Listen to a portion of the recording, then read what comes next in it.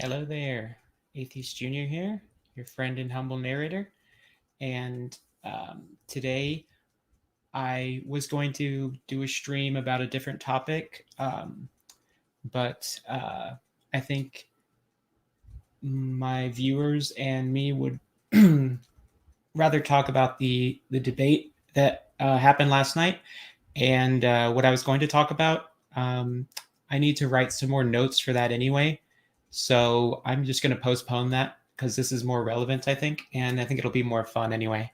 So last night, oh shit. Okay, hold on one sec.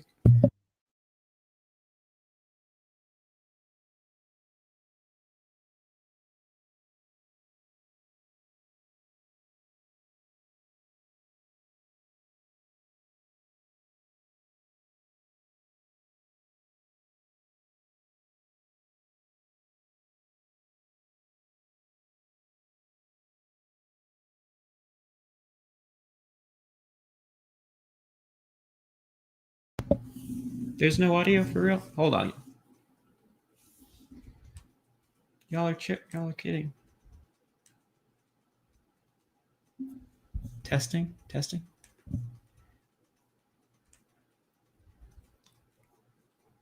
Mic's plugged in. Y'all can't hear me for real?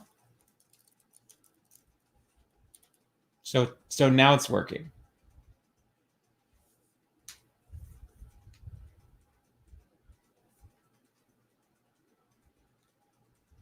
Oh. See, Dave told me that I was muted when I wasn't, and then I muted myself. Okay, yeah. This is I'm pulling a raging atheist stream. I'm gonna be talking for 20 minutes on mute anyway. And the audio sounds good too. Let me know about that. So I was going to do a stream on a different topic. I was going to talk about critical race theory because it's super controversial and I thought it'd be fun.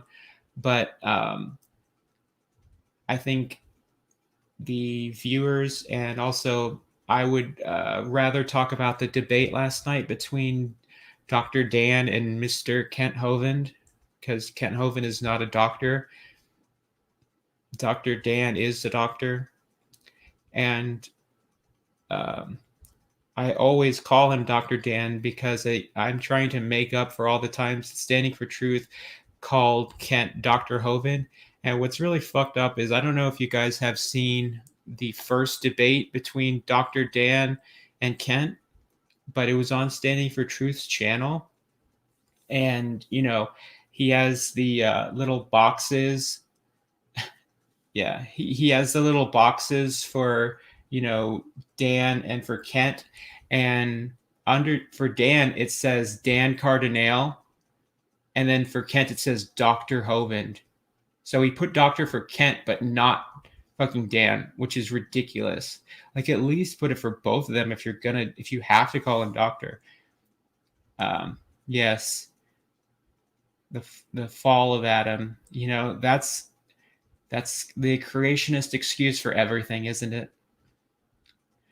And yeah, so I loved how Dr. Dan right out of the gate just says like Kent isn't a doctor. He was a lot more aggressive in this debate, which was super funny to watch. And it was great because like Dr. Dan's first debate is really excellent. If you haven't seen it, like he really whoops Kent. He used the example that I did in my debate, which was the Chlamydomonas green algae going from single cell to multicellular. And I also have a video on my channel that's called Kent Hovind Denies Multicellularity for 3 years straight, where I did a compilation video of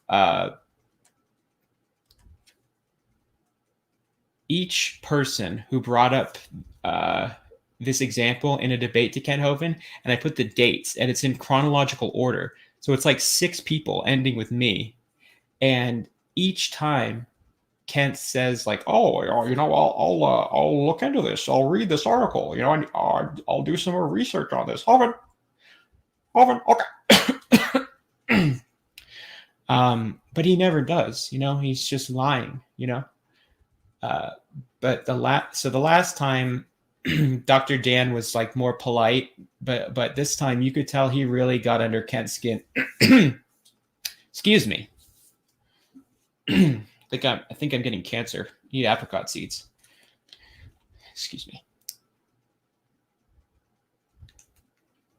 I hope you don't mind if I loudly clear my throat and then swallow mucus like directly into the microphone so you can hear it. Oh yeah, let's get one of these. That's a good sound, isn't it? Okay. So I still need to go back and watch Dan's opening statement. I actually didn't see that part because the debate was live and I wanted to watch.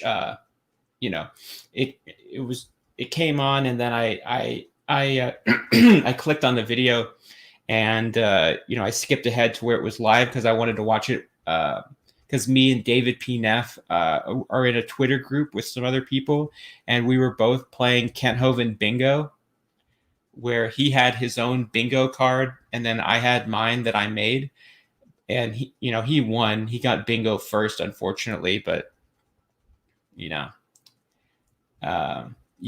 Dan definitely like destroyed Kent just with his opening, and Kent, he seems to think that if he hasn't heard an argument before, that somehow makes it invalid, or that means he has no obligation to engage seriously with the question.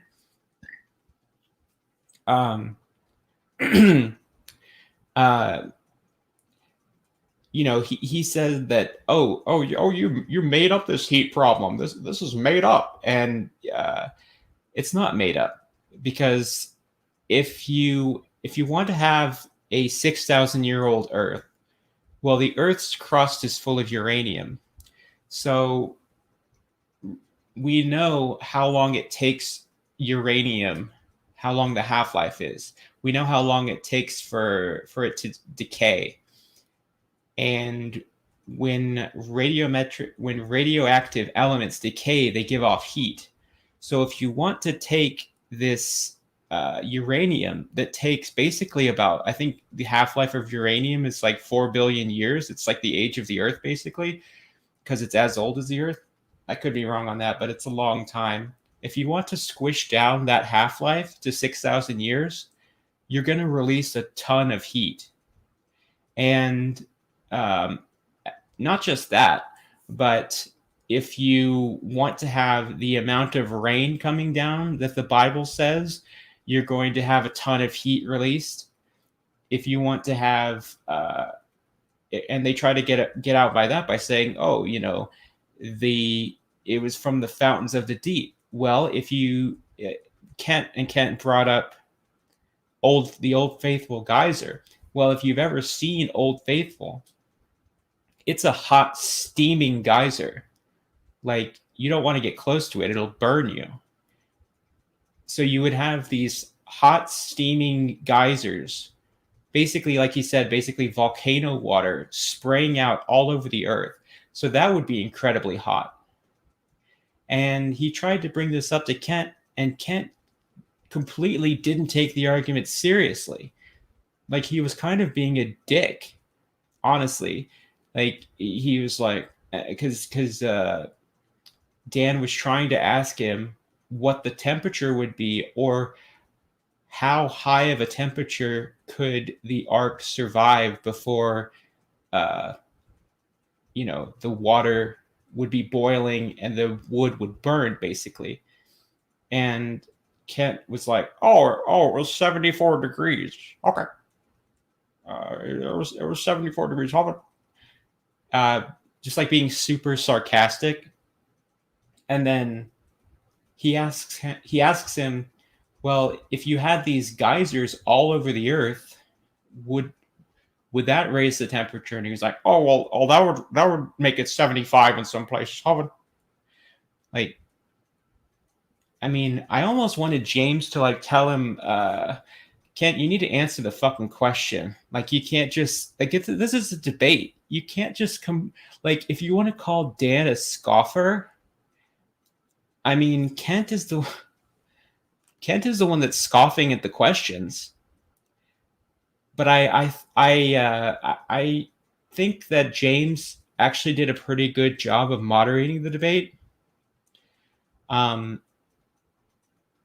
he really tried to keep them on topic because uh, if I could if I could give Dan any sort of constructive criticism, I would say, and this was more at the beginning of the debate, I felt like Dan was asking multiple questions when he should really just ask Kent one, because it's likely that Kent isn't even going to answer that one question.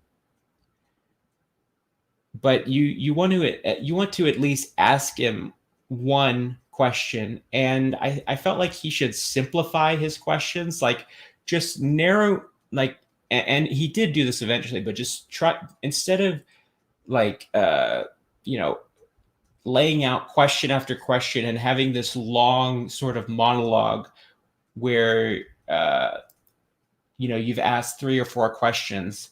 Just narrow it down to one, because what Kent is inevitably going to do is he's just going to complain and say that you brought up too many topics, even though I think this may have been the worst gish galloping and the most off topic I've ever seen Kent get in a debate. It was ridiculous. Like, I don't think I've ever seen him take a debate less seriously. Like, he really didn't give a fuck. Uh, and he just doesn't care anymore. I don't know why he does these debates anymore. I don't know why he even agrees to do this. It's like, Kent, if you don't want to do this, then like just stop telling people, oh, I'll debate 100 atheists. I'll debate 100 atheists with my dick tied behind my back. Like, stop challenging people, because you're just going to keep getting your ass kicked. You know, you guys in the comments are too funny. You need to stop it. These comments are inappropriate. Yeah, James, it's weird. Like, when I debated Nephilim Free, after the debate was over, James, for some reason, he does these like hour-long post debate sessions where he just talks like to the audience about a bunch of bullshit. And I went back and listened to some of this, and he was saying how, oh, Nephilim Free, when I first started my channel, Nephilim Free, he agreed to come on the channel, and he had like 6,000 subs, and so Nephilim Free helped the channel grow, blah blah blah. And I was like, okay, well, that's great, but I thought you were supposed to be neutral, James. It sounds to me like you're giving Nephilim some sort of special favor or special consideration because he's been around a long time, and because he's was there to help your channel out when it was getting started. Because I don't really think that I was treated fairly when it came to the moderation between Nephilim and me. Which I guess is sort of understandable, but if James wants to, keep bringing up how, oh, this is a neutral platform, and we don't have our mods debating people in the chat, except when somebody gets on my account and starts handing out wrenches to people, and then wrenches to theists, and then those theists start arguing with people in the chat in favor of Kent Hovind. I mean, that happens, but still. James, I don't think James is a creationist, but he is a Christian. Okay, so here's an interesting conundrum, because is I was watching Dapper Dino's after show of the debate yesterday, or I was watching some after show, and they were talking about, no, I think it was on Amy Newman's show, and some people were talking about Nephilim, basically popularizing the lunar bukkake theory. And then this other person said that no, Kent Hovind was the first one to come up with this. And he preached it at my church, in the 90s, blah, blah, blah. And, Kent Hovind, he definitely steals creationist arguments and then claims them as his own. But I think if Nephilim, I'm pretty sure Nephilim came up with it. He's certainly the first one who popularized it on YouTube. But this brings up something that I wanted to mention, because throughout the debate, Dr. Dan was saying, oh, this is what the creationists say about the flood. This is what Walt Brown says, like with the heat problem and stuff. And Kent was saying, oh, I don't work for them. I don't care what Walt Brown thinks. But that's not true. Because Kent sells, or he used to sell, I don't know if he still does, but he used to sell Walt Brown's book In the Beginning. And he still sells his creation seminar, and the DVD that's called The Hovind Theory is basically Walt Brown's hydroplate theory. So when it comes to the flood, Kent absolutely cares what Walt Brown thinks, but he was trying to distance himself from Walt Brown because I guess he wanted to say that, this isn't my argument. You're debating against me. You're not debating against these people. But it's like, Kent, you don't have your own arguments. All you do is mishmash other creationist arguments together into some sort of Frankenstein's monster, and he's told stories before about how him and Walt Brown had a lunch date at the airport and talked about the flood and Genesis and stuff. And so it's total bullshit that Kent doesn't care what Walt Brown thinks.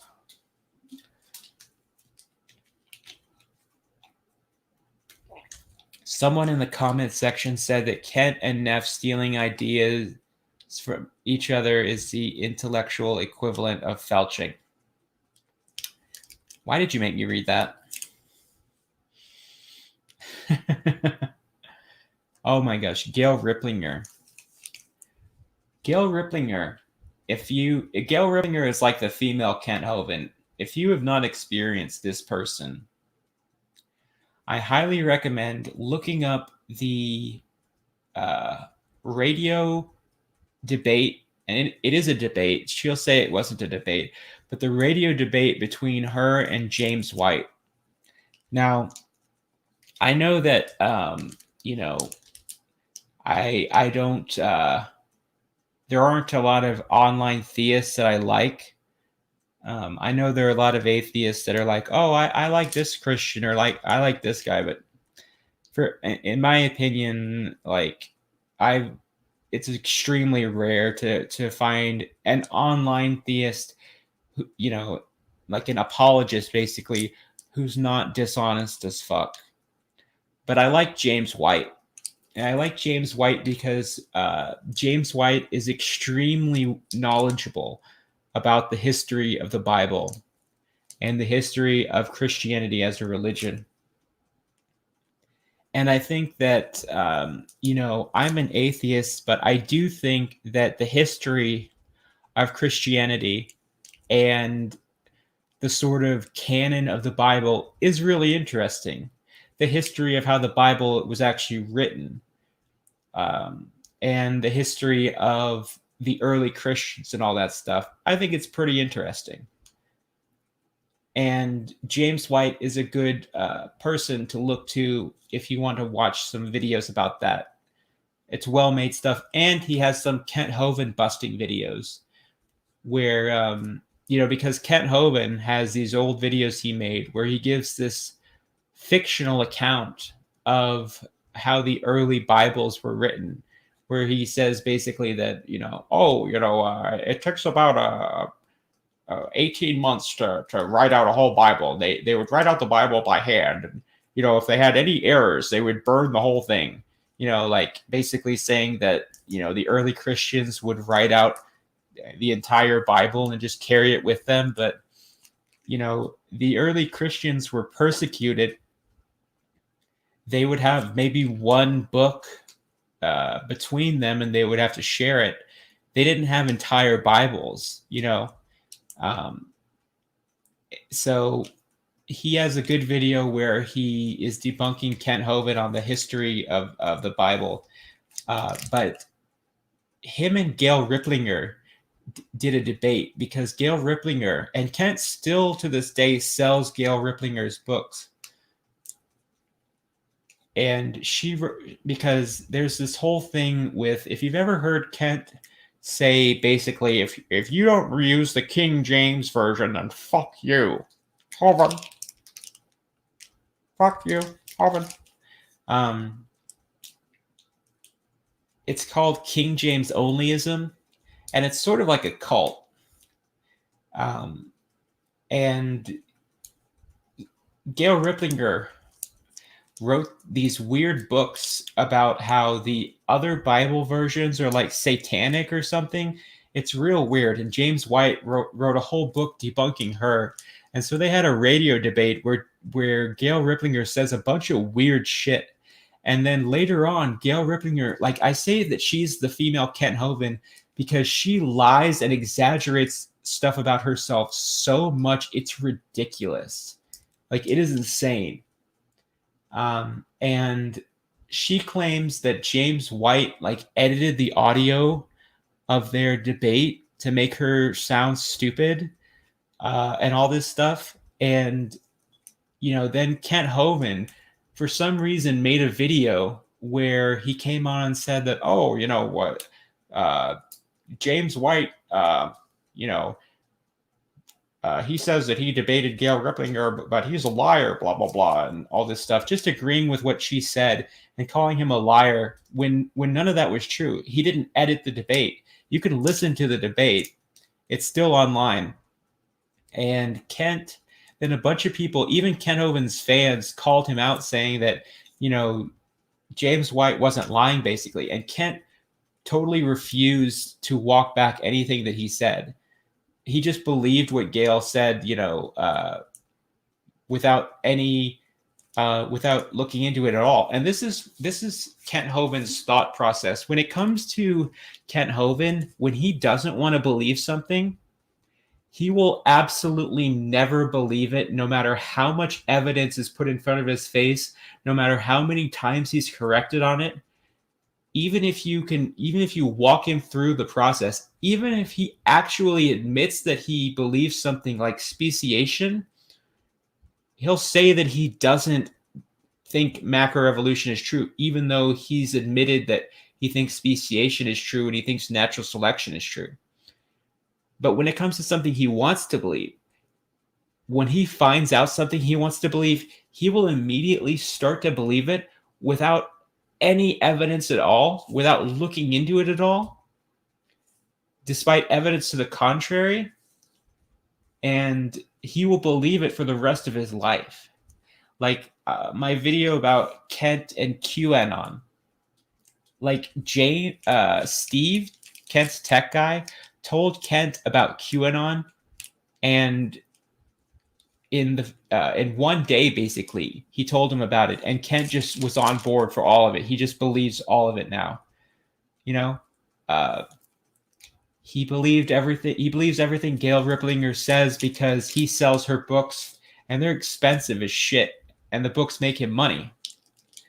But yeah, King James Onlyism is a cult, and James White is a good channel to look into. Anyway, one topic at a time. So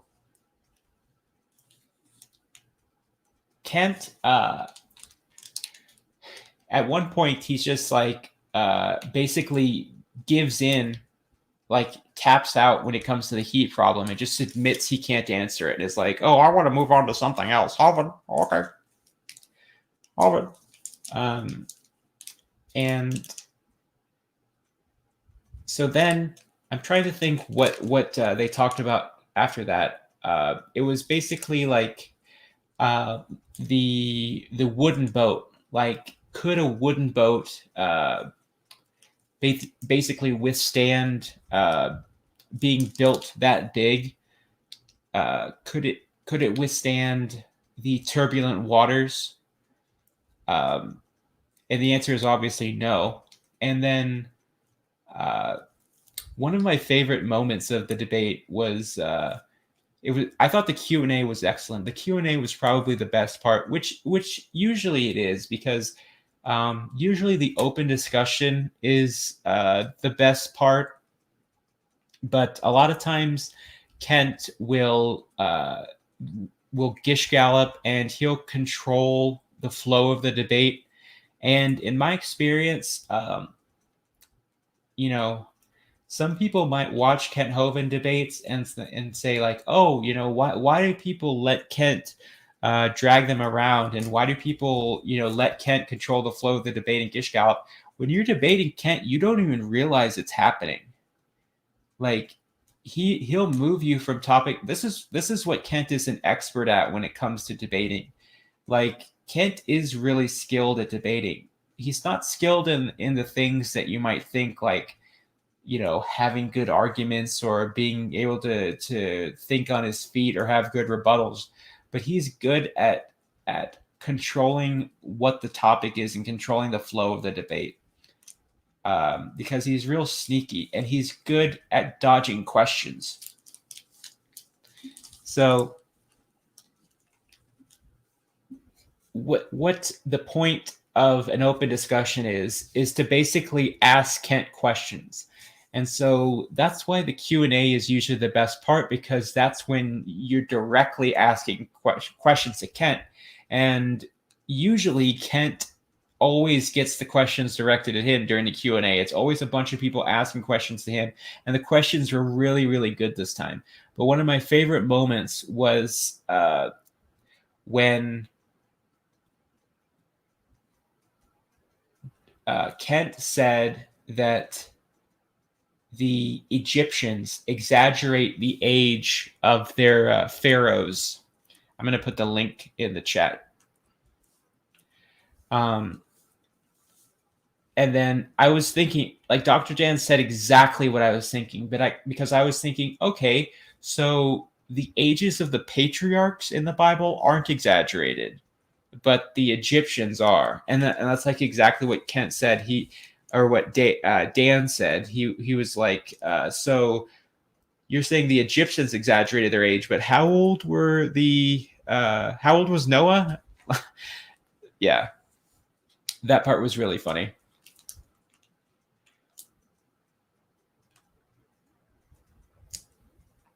James needs to rework the way that his Q&A section is so that both people get to respond. Yeah, I agree, because this is something that I ran into. I wasn't on Modern Day Debate, but on Standing for Truth channel, there was a time when it was during the Q&A when I was debating Kent, and Kent was talking about, oh, you know, the layers in the geologic column are all the same age, you know. Where the other material come from? Outer space, Alvin. And I was trying to ask him a question. I was trying to ask him, Kent, do you know how limestone is formed? And SFT just like didn't let me ask Kent. He just moved on to the next question. And James, yeah, he needs to either rework the timing of the debate or read the questions faster, because he's kind of a slow reader. But yeah, I think we need to get rid of this thing where, oh, a question is directed at one person, so that one person gets to respond and not both people. Um, I put the link to the stream in the chat if anybody wants to hop on, guys. My leg was falling asleep.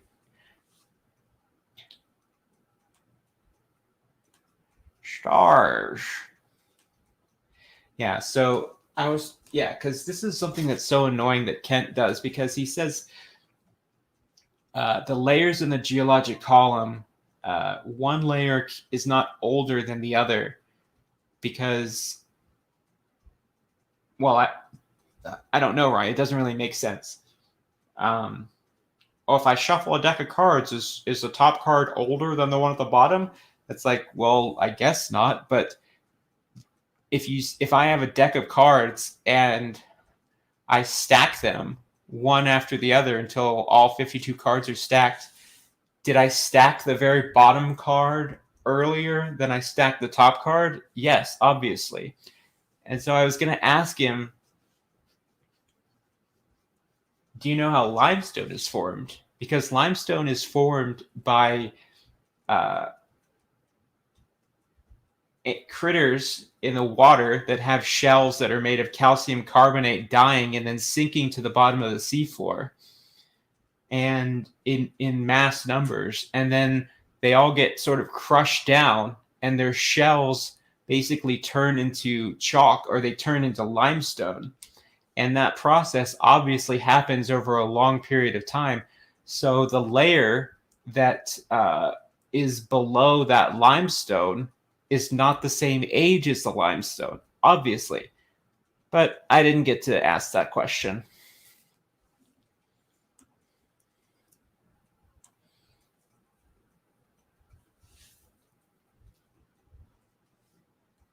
Okay, I'm gonna just pin this link real quick. If anybody wants to hop on in the back room, I can add somebody as well. So, because I put the link in chat. Okay, I'm just gonna pin this real quick. Alrighty. Yes. Okay, I'm gonna go. Let me read this. When I debated Standing for Truth on his channel, we both got to answer questions, but whoever it was directed towards got the final word. Much better system than modern day debate. Yeah, I would agree. I think that both people should get time to respond. I heard RJ Downer talk about why don't we just have instead of doing a debate, why don't we just have an entire video that's just a Q&A? I guess that would, yeah. Because if you think about what are the sections of a Kent Hovind debate that are the biggest wastes of time? And it's, to me, in my opinion, it's Kent's opening statement. Now, you can't get rid of just his opening statement, although that would be nice. But because I'm trying to think if you could reformat how debates are done, because you have the opening statement. Yeah, oh yes, I was gonna tell you guys to look in the top right corner if you haven't. So you have opening statement from each person, and then when I was on SFT, you had a rebuttal from each person. I think you can get rid of this rebuttal thing, because that's just take that time and put it in the open discussion, because you can rebut each other's arguments in the open discussion, So I think if you had an opening statement, like a fairly short one, I don't think they need to be 12 minutes long. Although that's modern day debate, and his debates are 2 fucking hours long. That's a long debate, I don't think, yeah. Kent's debate wasn't that long. And this is another thing that's weird. When I debated Nephilim Free, I had to debate his ass for 2 hours. but Kent gets to tell James, "Oh, I only want to come on for like an hour." Like what's up with that?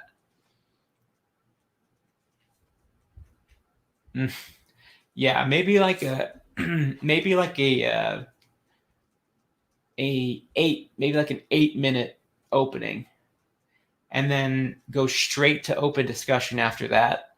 You have a long open discussion, and then you have Q&A.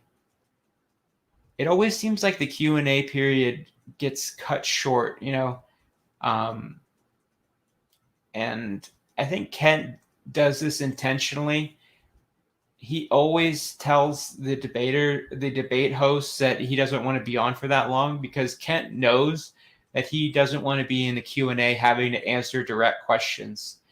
And one thing I wish is that James would tell Kent that he needs to actually answer questions that people fucking spend money on. Like if I spent money on a super chat and then Kent dodges my question, I feel pretty ripped off, honestly.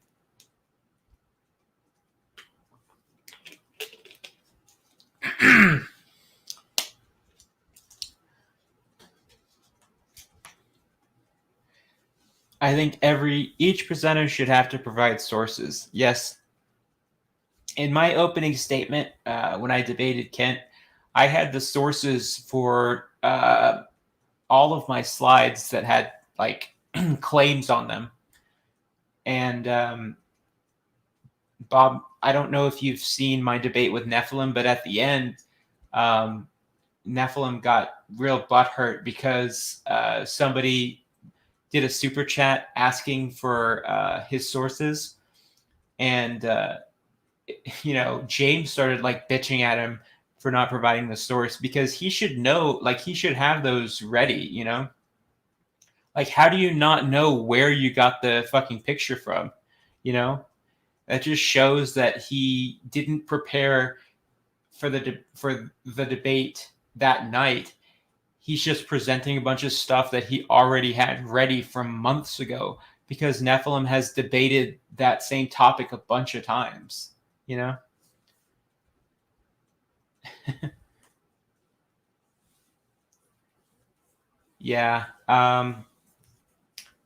Well, sometimes Kent answers questions, it depends. You have to ask them in the right way.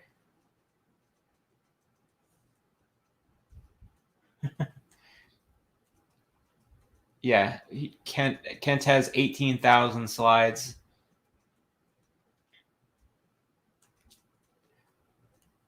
I think Kent should only have 25% of the time of his opponent. That's a brilliant idea, although Kent would never accept that.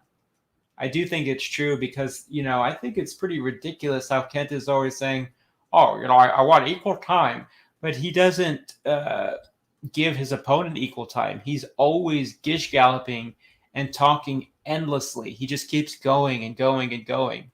He intentionally goes until either the moderator cuts him off, or he just feels like it. Feels like stopping.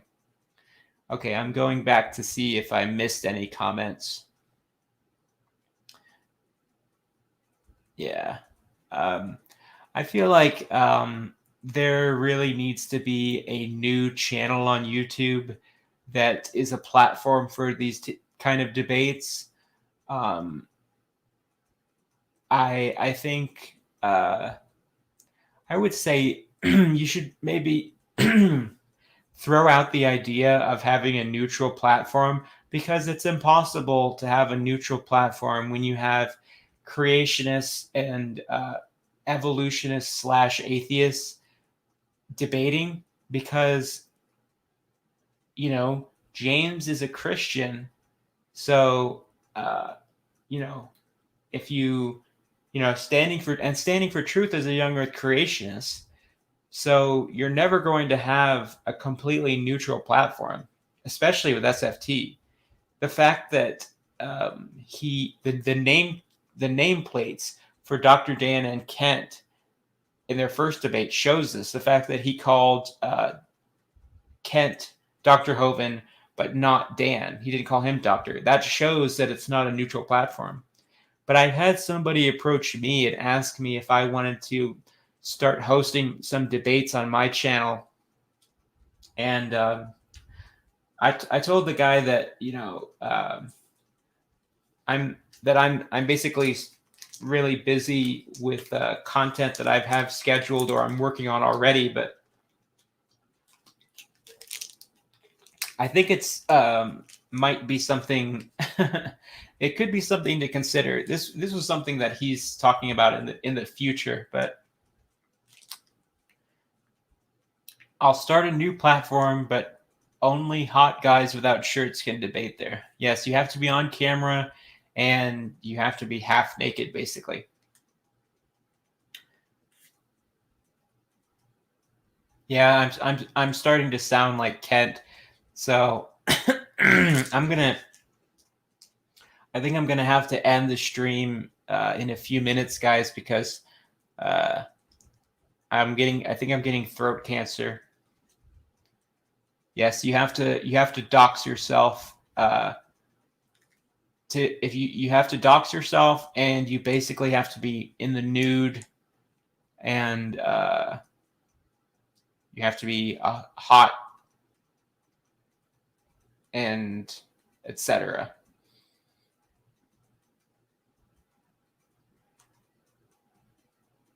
Kent is a nobody with a cult.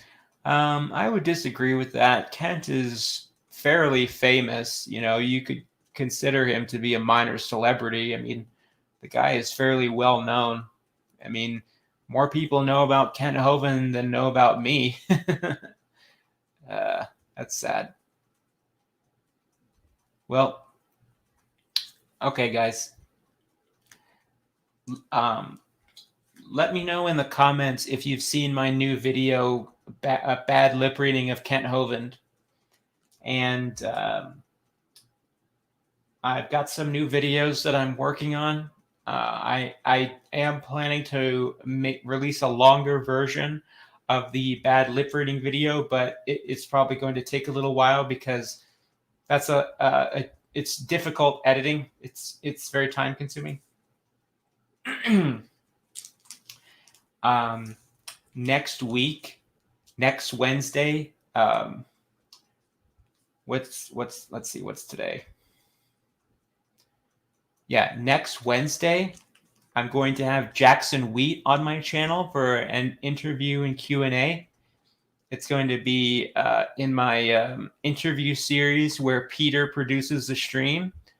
So that's going to be exciting. So it's going to be next Wednesday at 5 p.m. Central. I'm going to be interviewing Jackson Wheat and asking him some questions. It should be fun. And then next month in August, I'm having Hemant Mehta, the Friendly Atheist, come on for an interview. And I'm working on another video where it's going to be like Kent. It's going to show Kent saying, I don't care what Walt Brown thinks. And then it's going to show him talking about how, this is Walt Brown's argument. And this is, it's going to show him making an argument. And then it's going to show where Walt Brown, made that argument. Oh, thank you. I always forget to put the comments on the screen. I painted this painting myself. And then this picture behind me is a photo of Brussels. And then you can't see this other picture, but it's a picture of a cat.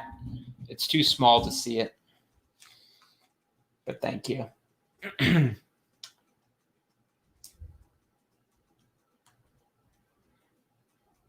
I'm glad that I'm glad that you guys liked the video. Yeah, I don't think James is non-biased. I think standing for truth is more biased, but yeah. So I'm also on Twitter. So definitely like this video and subscribe if you haven't to support the channel. If you'd like to support my channel more directly, you can consider going to my Patreon and pledging. It's patreon.com/atheistjunior. And I've already gotten a couple patrons to sign up, and you know, I love all my patrons. They've been very generous. Love you guys.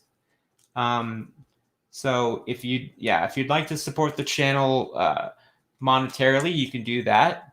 You know, I have 7 patrons so far. I started my channel a year ago, and recently, a few days ago, the channel passed 30,000 views, and we're now at 330 subscribers. So my goal is to try and get to 1,000 subscribers within before the end of the year, because then I'll be able to monetize the channel.